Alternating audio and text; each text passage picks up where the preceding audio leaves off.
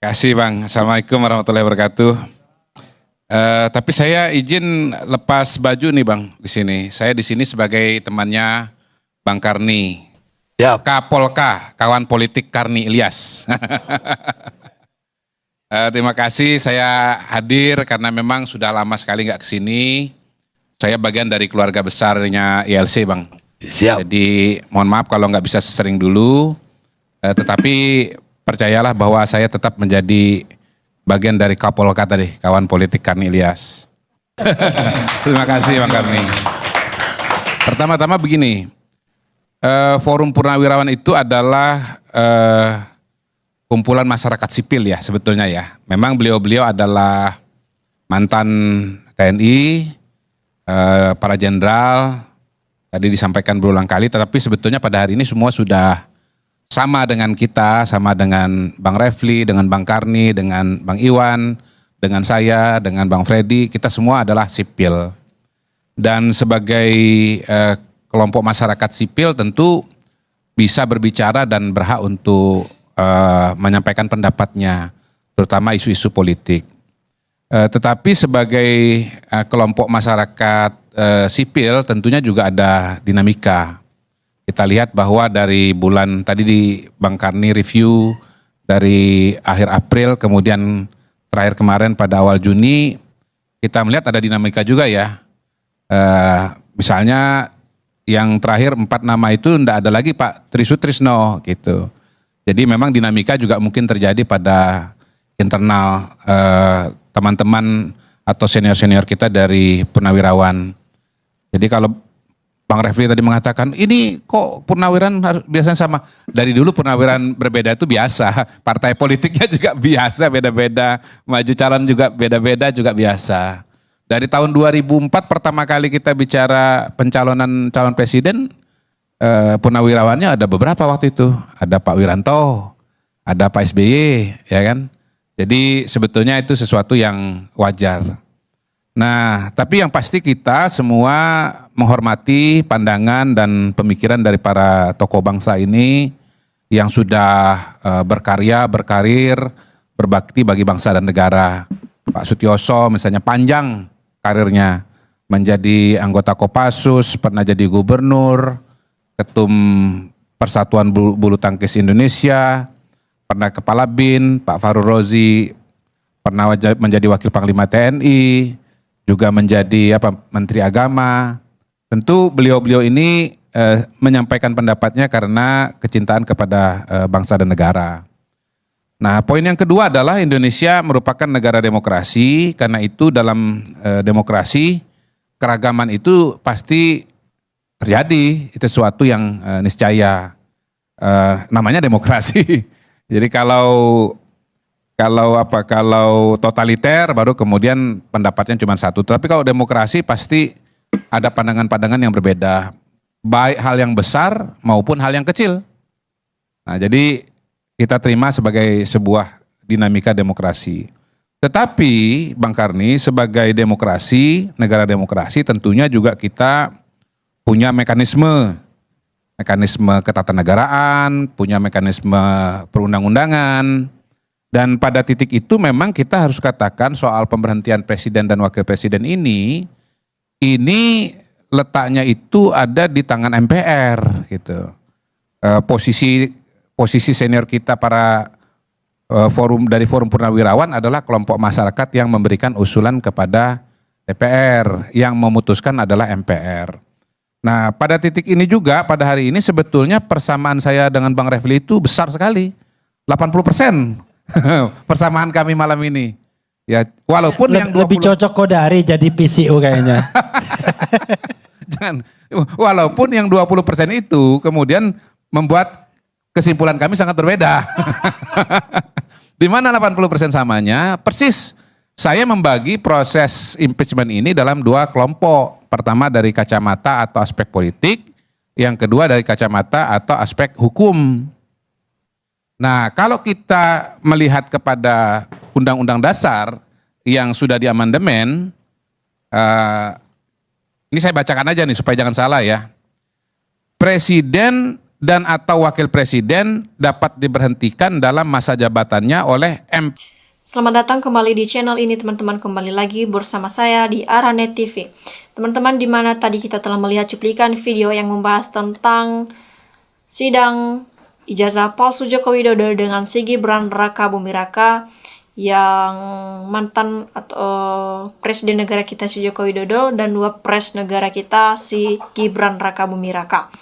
Di sini teman-teman kita teruskan di sini melalui tanggapan-tanggapan dari para netizen. Di sini kita lihat di sini disampaikan pelan tapi pasti kebenaran dan kebohongan akan terungkap dengan sendirinya karena Allah SWT lebih tahu yang benar-benar asli dan yang lebih tahu yang segalanya. Nah, kemudian teman-teman di sini disampaikan oleh para netizen, usut sampai tuntas, tegakkan keadilan, tangkap si Joko Widodo. Nah, Termul gak bakalan sadar kalau masih menerima amplop ya. Memang harus ditangkap dan dihukum yang berat si Jokowi ini. Kemudian di sini teman-teman setuju gak kalau Jokowi dan kroninya kita sebut terkorup sedunia, kita buatkan patung wiar, warga tahu se-Indonesia kita tarik mundur Gibran dan adili Jokowi. Kemudian di sini teman-teman mantap, selamat berjuang Mas Roy Surya dan kawan-kawan. Semoga kesehatan dan keselamatan dan kesuksesan selalu menyertai langkah patroli sehingga mampu membuka misteri ijazah.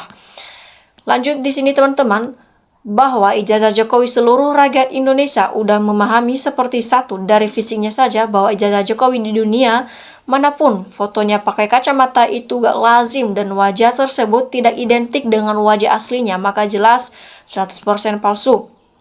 Kedua, bahwa kasus ijazah Jokowi adalah konspirasi berjamaah KPU, Polri, UGM, dan lembaga-lembaga lainnya karena dipolistir padahal nurani mereka tidak menafikan bahwa itu adalah palsu ataupun menafsirkan bahwa itu adalah palsu. Nah, kemudian di sini teman-teman, ijazah asli tunjukkan, selamat ijazah palsu hukum mati, sudah gitu aja kau repot, salam akal waras. Lanjut di sini teman-teman, secepatnya hukum, jangan orang kecil salah sedikit dihukum, sedangkan Joko Widodo telah menyengsarakan rakyat sebagian yang dianggap mampu ditindas oleh gerombolannya si Joko Widodo ini. Lanjut lagi di sini teman-teman, rakyat kecil sudah waktunya NKRI bangkit dan bebas dari rongrangan ya. Nah, kita harus bersatu bersama ya kiai dan para ulama untuk mengeksekusi manusia-manusia yang zalim karena pemerintah seolah-olah tidak mau membongkarnya. Nah, terkuak kejahatannya, pengkhianat bangsa, malingnya, membabi buta, pintarnya hanya berdusta, harus ada pengadilan rakyat. Nah, kalau awalnya nipu, seterusnya nipu apa lagi ya? Merasa berhasil maka nipu bagian dari hidupnya, hidup Indonesia. Nah, pengadilan harus seret paksa Jokowi dan penjarakan karena benar-benar Jokowi banyak salahnya. Jadi caranya gimana menyeret Jokowi ke pengadilan. Nah, diteruskan lagi di sini teman-teman. Cara-cara baik sudah ditempuh, yaitu di demo sudah, tapi Jokowi tetap dibelenggu ya. Minta izin perampos untuk tidak jaga rumah Jokowi ya. 4 orang rakyat Indonesia cukup untuk menyeret orang yang tak taat hukum ke pengadilan. Nah, selanjutnya di sini teman-teman, bersatu anak bangsa untuk bela kebenaran ya. Memang Jokowi orangnya cerdas dan pintar ya, gitu lo bapak-bapak ya. Nah, seterusnya di sini teman-teman diteruskan netizen, maaf, marilah kita semua sebagai anak bangsa berkatalah dengan kejujuran, kebenaran, bukan kebohongan. Ingatlah Tuhan Maha tahu segalanya. Jadi pejabat di negeri ini gak takut sama Tuhan, tapi takut ada umatnya demi Paulus ya. Nah, dari mulut Pak Jokowi sendiri akan dibuktikan di persidangan apabila diminta oleh hakim. Makanya rakyat nunggu ya keikhlasan Pak Joko ya. Nah, ijazah Jokowi walaupun palsu tidak akan bisa digugat karena Prabowo akan melindungi kejahatan. Apapun yang dilakukan Jokowi akan menjadi tanggung jawabnya Prabowo. Kemudian di sini teman-teman diteruskan, kebenaran akan menemukan jalannya sendiri dan kebohongan yang ditutup-tutupi maksudnya akan terkuak nanti juga ya. Nah, seterusnya di sini teman-teman, si Gibran terbukti kalau di Australia cuma kursus bahasa Inggris bukan selevel SLTA. Dia memalsukan sertifikat kursus serta ijazah SLTA itu. Kemudian Diteruskan di sini, ayo Pak Hakim bekerjalah profesional sesuai bukti dan fakta yang logis dan otentik. Tinggal milih bantuin Jokowi Gibran atau kebenaran yang sudah terang benderang di mata rakyat. Lanjut di sini teman-teman, kita rakyat juga ingin tahu kebenaran ijazah presiden kita, karena itu menyangkut negara, maka saya berpendapat harus memberikan surat terbuka kepada Presiden Prabowo untuk membuka kasus ini. Terima kasih yang sependapat. Kemudian teman-teman, ijazah itu kan ada nomor serinya, jadi lah kok itu tidak ada nomornya, itu sih asli palsunya ya. Nah, mau gimana juga Prabowo pasti pasang badan untuk Jokowi. Kemudian di sini teman-teman, seterusnya, Jokowi orang dari Solo yang pasti semua orang Solo pasti mendukung penuh ya.